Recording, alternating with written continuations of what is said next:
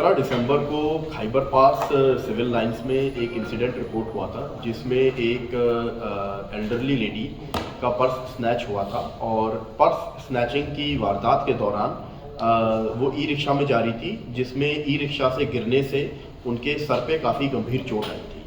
इससे वो अस्पताल में भर्ती हुई थी और 21 दिसंबर को उनका निधन हो गया था। जो हमने इसमें रॉबरी विद ग्रीवियस हर्ट की एफआईआर दर्ज की थी और एक बार जब उनकी डेथ हो गई थी तो उसके बाद इसमें मर्डर के सेक्शंस ऐड कर दिए गए थे। इस पे स्पेशल स्टाफ नॉर्थ डिस्ट्रिक्ट और सिविल लाइंस पुलिस स्टेशन की टीम ने लगातार काम करते रहे हम और हमने इसमें जो सिंगल पर्सन था जिसने ये बैग को स्नैच किया था, जिस वजह से उस महिला की मृत्यु हुई, उसको अरेस्ट कर लिया है। अरेस्ट के साथ ही साथ महिला का जो बैग था जो इसने स्नैच किया था वो भी रिकवर हो गया है। पैसे उसमें जो थे वो उसने खर्च कर दिए हैं, उन पे अभी आगे तफ्तीश बाकी है। इसमें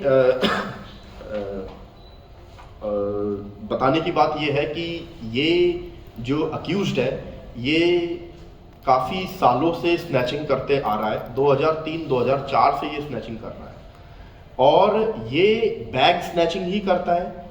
जो थोड़ी फॉरेनर या उस तरीके की वृद्ध महिलाएं होती हैं जो अपने केस को ज़्यादा परस्यू नहीं कर पाएंगी, उनको ही टारगेट बनाता है और अपने क्राइम करने में काफ़ी डिसिप्लिन्ड तरीके से क्राइम करता है ताकि पकड़ा ना जाए।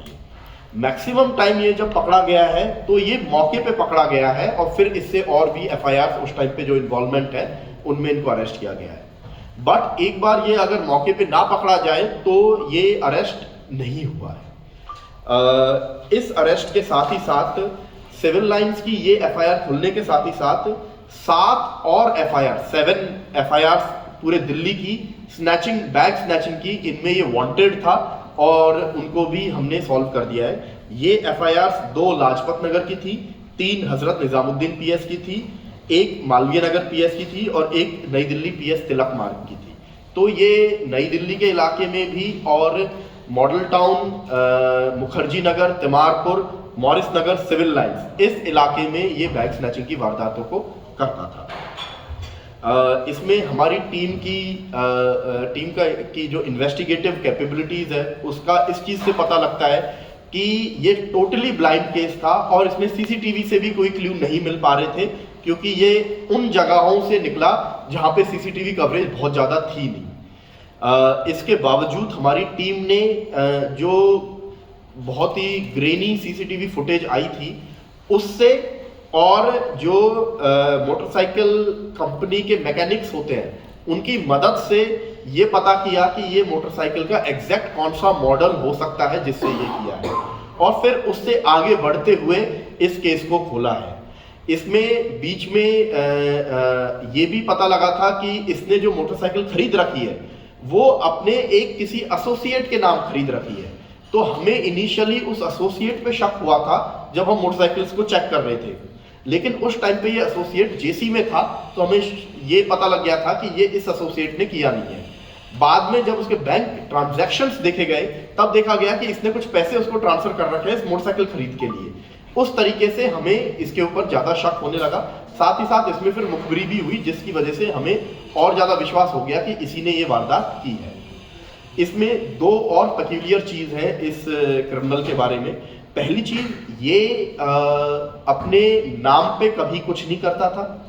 इसके पास जितने भी इसके एड्रेसेस मिले हैं, जितने भी इसके कार्ड्स मिले हैं, सारे फेक मिले हैं।